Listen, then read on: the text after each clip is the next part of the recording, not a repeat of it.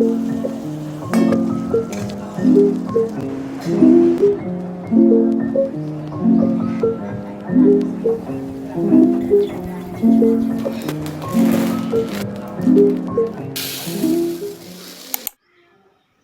All, எல்லோரும் எப்படி இருக்கீங்க? நான் எங்கள் அம்மா வீட்டுக்கு வந்தேன்னா என்னோடய யூஷுவல் டே எப்படி இருக்குன்றதை தான் அந்த வ்ளாகில் காமிச்சிருக்கேன். வாங்க என்னெல்லாம் இருக்குன்னு பார்க்கலாம். மார்னிங் பிரேக்ஃபாஸ்ட் இட்லி சாப்பிட்டு லஞ்சுக்கு வந்து சீ ஃபுட் ஏதாவது வாங்கலான்னு தான் நானும் தம்பியும் கடைக்கு போயிட்டுருக்கோம். கடைக்கு போனால் ஃபிஷ் எல்லாம் பார்த்தா ஒன்றுமே ஃப்ரெஷ்ஷாக இல்லை. ப்ரான் மட்டும்தான் ஃப்ரெஷ்ஷாக இருந்தது. சரி அதையே வாங்கிடலாம் அப்படின்னு ஒரு 1/2 kg வாங்கியாச்சு. கடையிலே க்ளீன் பண்ணி கொடுத்துருவாங்க.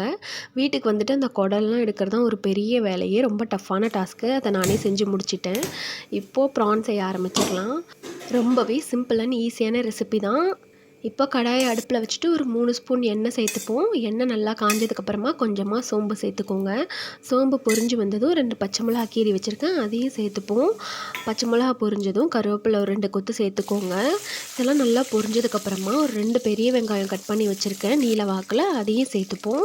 அது நல்லா கோல்டன் ப்ரௌன் ஆகி வதங்கி வந்ததும் இஞ்சி பூண்டு பேஸ்ட் ஒரு 1.5 ஸ்பூன் சேர்த்துக்கோங்க. இஞ்சி பூண்டு பேஸ்ட் நான் முன்னாடியே ரெடி பண்ணி வச்சுட்டேன். அதுக்கப்புறமா ஒரு மீடியம் சைஸ் தக்காளி கட் பண்ணி வச்சுருக்கேன், அதையும் ஆட் பண்ணிப்போம். தக்காளி குழைய வதங்கினதும் நம்ம க்ளீன் பண்ணி வச்சுருக்கோம் இல்லையா 1/2 kg ப்ரான், அதையும் ஆட் பண்ணிப்போம்.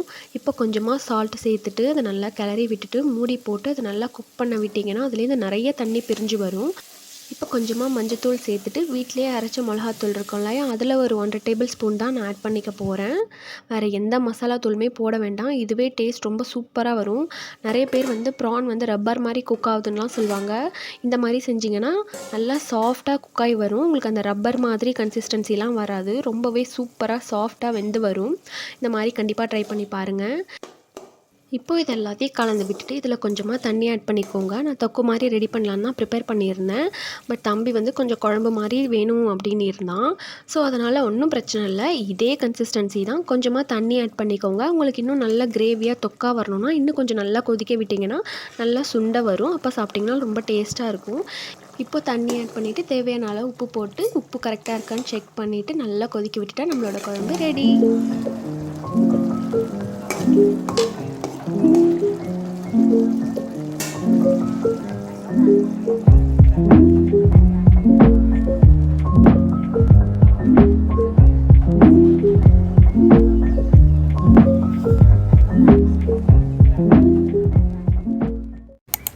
ஆஃப்டர்நூன் லஞ்ச் முடிச்சுட்டு ஈவினிங் போல் செடிக்கெலாம் தண்ணி விட ஆரம்பித்தாச்சு. இப்போது சம்மர்னால் கம்பல்சரி டெய்லி ஈவினிங் தண்ணி விட வேண்டியதாக இருக்குது. நான் தம்பி அப்பா அம்மா யார் இருக்குமோ ஒரு 4 o'clock போல் தண்ணி விட ஆரம்பிச்சிருவோம். அப்போ தான் ஒரு 1 hour போல் டைம் ஆகிடும், எல்லா இடத்துக்கும் தண்ணி விட்டு முடிக்க முடியும். இதுவும் ஒரு மாதிரி ஜாலியாக நல்லா தான் இருக்கும். செடிக்கு தண்ணி விடும்போது பக்கத்தில் ஏதாவது பாத்திரம் இருக்குது அப்படின்னா அதில் நிறைய தண்ணி விட்டு வச்சுருந்தோன்னா இந்த பறவைங்க காக்கா குருவி இதெல்லாம் வந்து தண்ணி குடிக்கிறது இல்லாமல் அதில் குளிச்சுட்டு போகும். பார்க்கவே ரொம்ப அழகாக இருக்கும்.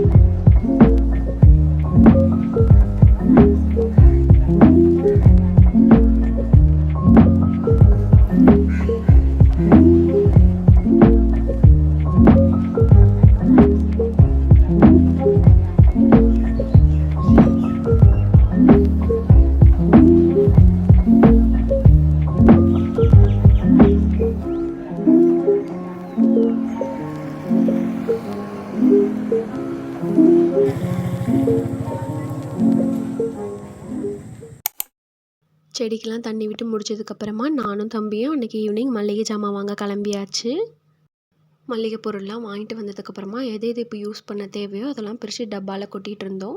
இதெல்லாம் லேட்டராக யூஸ் பண்ண போகிறோமோ எங்கள் வீட்டில் இந்த பொருளெல்லாம் வைக்கிறதுக்கு ஒரு பக்கெட் வச்சுருப்போம், அதில் எடுத்து வச்சுக்கிட்டோம்.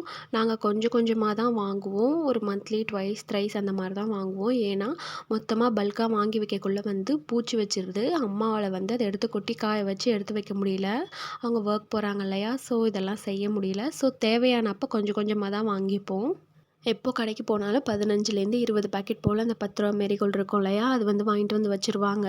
ஏன்னா சாக்கி அதை தான் ரொம்ப விரும்பி சாப்பிடுவான். ஸோ அது வந்து பல்காக வாங்கிட்டு வந்து வச்சுருவாங்க. எங்கள் ஊரில் கற்பக விநாயகர்ன்ற ஹோல்சேல் டிபார்ட்மெண்டல் ஸ்டோர் இருக்குது.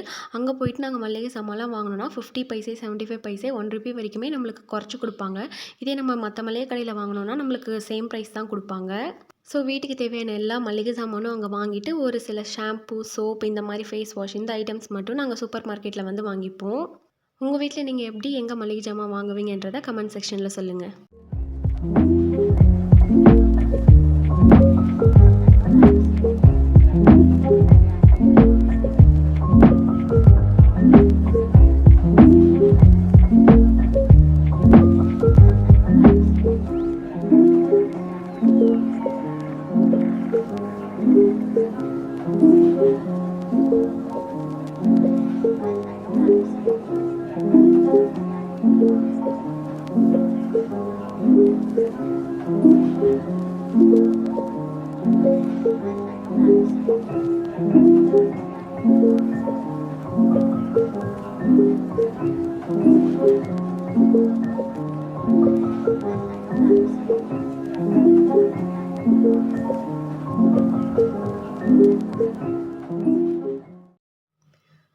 நான் அந்த மளிகை பொருளெல்லாம் எடுத்து வச்சுட்டு வர்றதுக்குள்ளே அம்மா டிஃபன் செஞ்சுட்டாங்க. சட்னி அரைச்சி தோசையும் ரெடி பண்ணிட்டாங்க. அப்புறம் இந்த பாதாம் பயிர் நைட்டு ஊற வச்சு காலைல எழுந்திரிச்சோன்னே எங்கள் வீட்டில் எல்லாருமே உரிச்சு சாப்பிடுவோம். ரொம்ப உடம்புக்கு நல்லதுன்னு சொல்லிட்டு நீங்கள் கூட ட்ரை பண்ணி பாருங்கள். டேஸ்ட் வைஸும் ரொம்ப நல்லாயிருக்கும், ஹெல்த்துக்கும் ரொம்ப நல்லது. அப்புறம் சாக்கிக்கு நைட்டு சாப்பாடு வச்சுட்டு அதோட அன்றைக்கி நைட்டு எல்லாருமே தூங்கிட்டோம். உங்களோட டெய்லி ரொட்டீன் உங்கள் அம்மா வீட்டுக்கு போனீங்கன்னா எப்படி இருக்குன்றதை கமெண்ட் செக்ஷனில் சொல்லுங்கள். நெக்ஸ்ட் வீடியோவில் பார்ப்போம். பாய்.